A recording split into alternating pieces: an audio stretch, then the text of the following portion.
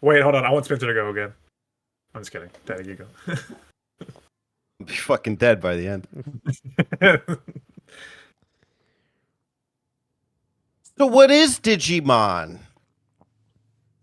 I don't know. Digital monsters? Digimon are digital monsters. And in order to better understand digital monsters, I thought I'd go back to the origins. Before there were digital monsters, there were monsters in print. My game is about monsters from the print world come to life. I played Alan Wake Remastered, which is a story about Alan Wake and the monsters of the manuscript. Did you finish it? No, I'm on episode 5, so I have this one and the next one, and then I'm done. I'm pretty close, but it's been pretty great so far. I was enticed into the series, one, because I have the Xbox, and the remaster went on sale, and it looked pretty awesome, and Alan Wake 2 came out last year, and then, of course, everybody was talking great about it. You really liked it, Alex, and I had started the remaster a little bit into last year, and I only got more hype as I heard more about it. And it's actually pretty novel, the whole concept. I wasn't aware that games were this good in 2013. Alan Wake is an author, and this is, I guess I would describe it as a mystery third-person shooter horror blend. And he goes with his wife to a cabin to kind of find inspiration because he's got writer's block in a sense, and his wife doesn't like what she's seeing, and then she ends up going missing within the first episode, and you fight against the supernatural. Everything is, consumed by darkness, but it's always kind of balancing between what's real and what's not. And there's always this battle in your head with what's really happening. You find pages of your lost manuscript as you go through each episode and try to find more information on what happened to your wife. It's a Remedy game. It's a Finnish game. It's Finnish to get it. But it's pretty interesting. I had to throw it in there. And Alex can fill me in on some of the details that I may have missed. Spencer as well, my fact checkers. But I found that every episode kept me hooked, kept me wanting to know what was happening in the story. There's a lot of cool moments. I really like it's very Metroid Prime-ish in a sense, where it's like if you scan the artifacts, you learn more about the game's story. Well, as you find the pages, you can find out more about the characters in the game. Basically, it seems like there's this supernatural presence that's taking over everyone and everything. I don't want to give too many spoilers. I guess we could do that afterwards. I don't know if Spencer's played it. But I had a really good time learning more about, Alan's backgrounds, and also just some of the side characters, Barry, and not the one from Resident Evil. Barry Wheeler. Barry Wheeler. Barry Wheeler. Wheeler. I forget what the mountain village is called, but the people there are pretty interesting. And is it Bright Falls? Or no, is it Bright?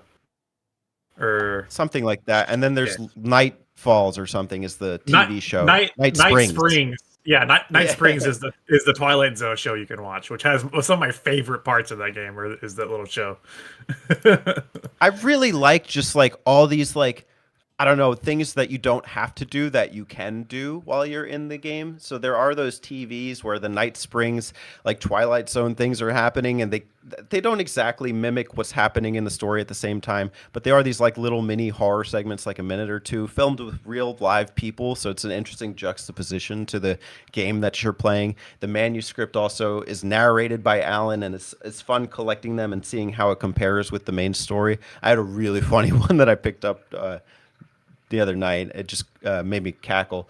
And then also I found a QR code in the game that I was able to scan, and then it took me to a video on Remedy's YouTube page that was unlisted of Alan reading and typing on his typewriter.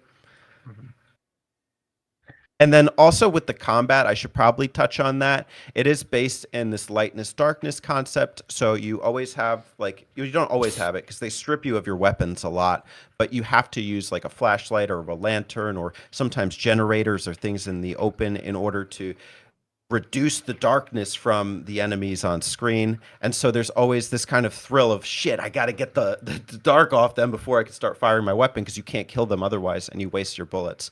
So it does follow a good formula in terms of like keeping you on your toes, the horror of it. You know, it's a game you play at night with your headphones on, and you feel like it's also not just like people too. Sometimes supernatural things will be happening, like, you know, freaking barrels or bulldozers will start like getting possessed and then shaking and start just come at you, and you got to like dodge them really quickly.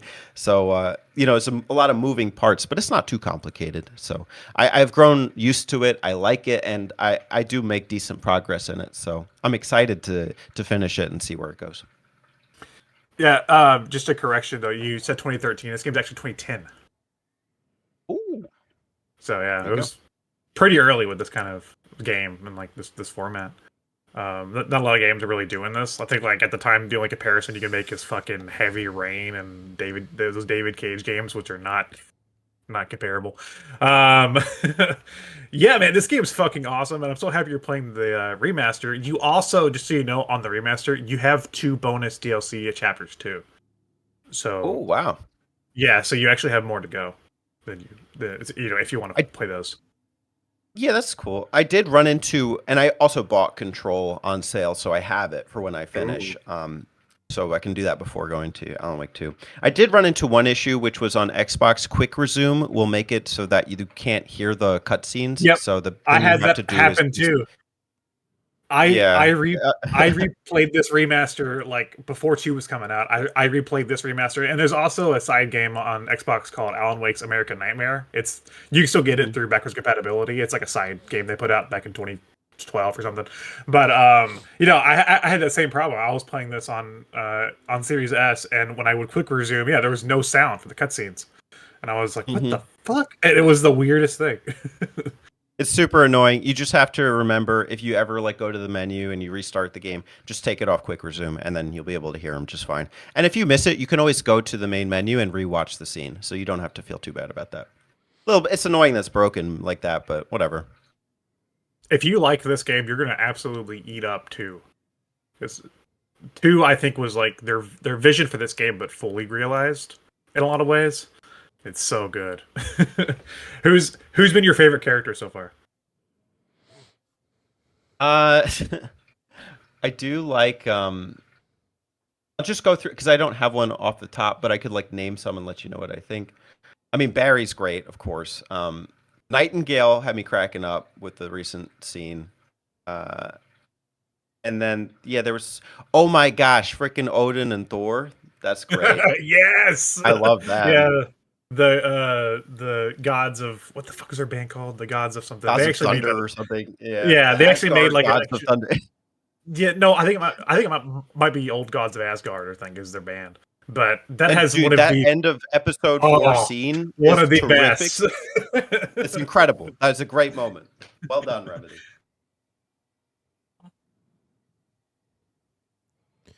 Spencer, anything? Well, anything I said, I probably said during our end of year discussion. But I unfortunately played the worst of their games. Yeah, you played the worst Remedy game. I'm sure but to be fair though, the only thing that was good about those games were the combat. So, which I'm sure they do well on the other ones. So, I mean, I'm sure I would like it. But it's just you played the one that's equivalent to taking an Ambien. Yeah.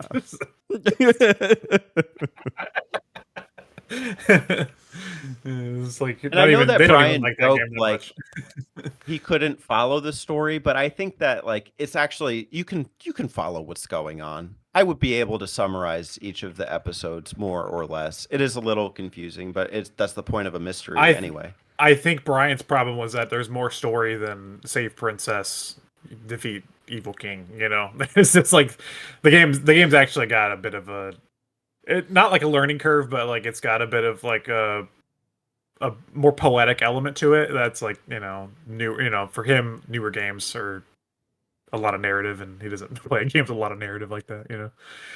And Alan's funny. There's like the moonshine scene. That's incredible. I'm a writer. I'll write 10 books. Why? Because I'm a writer.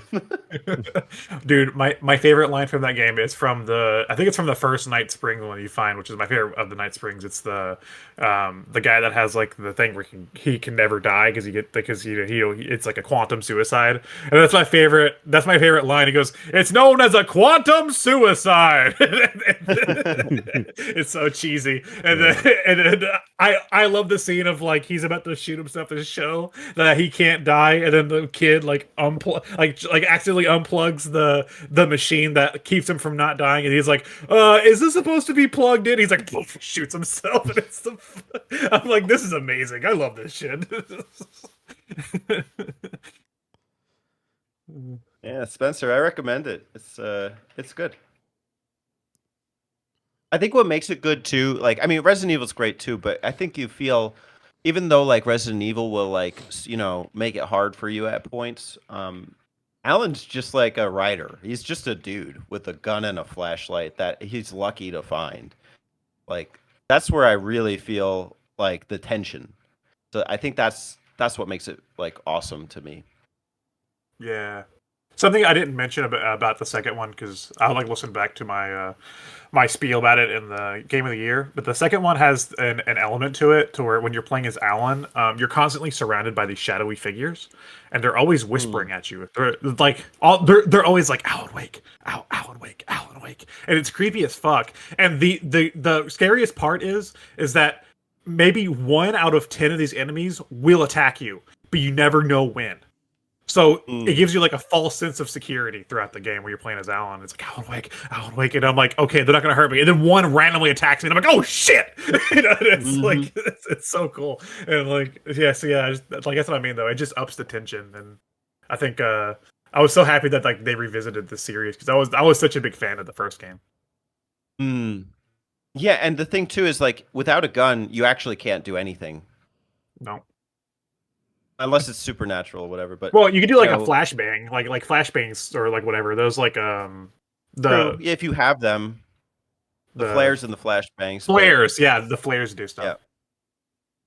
Which is always cool is finding the flare gun if you can find some of those treasure chests. There's so much to do. Like I always love exploring in this game. I usually go off the beaten path. And I want to find as many manuscript pages as possible. The one thing that kills me is to get all of them, you have to play it on a nightmare difficulty. So I don't know if I'm going to do that. Do you find like the hidden like boxes full of stuff? Where you find like there's actually I don't know if you get there in the story, but there's actually an explanation of why that shit's there. Like it's not just there to be a gameplay thing. I'm like, that's smart because most games just put that stuff there as a gameplay thing. We'll see, because there are some things I haven't gotten any of. There's like standing mannequins. I looked on the menu earlier, and I was like, "What is this?" So I didn't even know I was supposed to shoot the stacks of cans. Alan Wake, ride the wave, bro. Are you ready for Alan month? Let's do it. See how the review does. And that's game talk. How long? Oh, wait. How long is Alan Wake, by the way?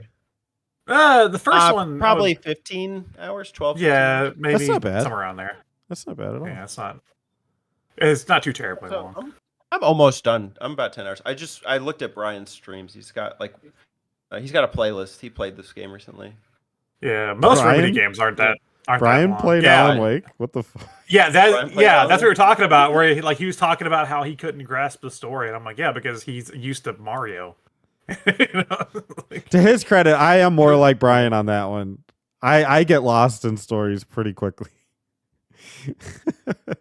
I don't think video games tell stories very well. So I might actually side with Brian on that opinion. But I like the gameplay in those games anyway, so I'm down to play it. Yeah. See, I think most Remedy games are pretty short. I think Alan 2 is the longest one they've done so far. Really? Because Quantum Break felt like it was 30 hours long. Well, again, that's the equivalent of taking an Ambien. So it's a boring fucking game. Well, that's my Digimon game. Digital monsters, physical monsters. Yeah. Alan Wake, literal monsters. Literary monsters. Alan Wake, literary monsters. Write about them on your novel. Alan Wake, where's my wife? Did she drown in the lake? Hey y'all, don't forget to subscribe to them button mappers.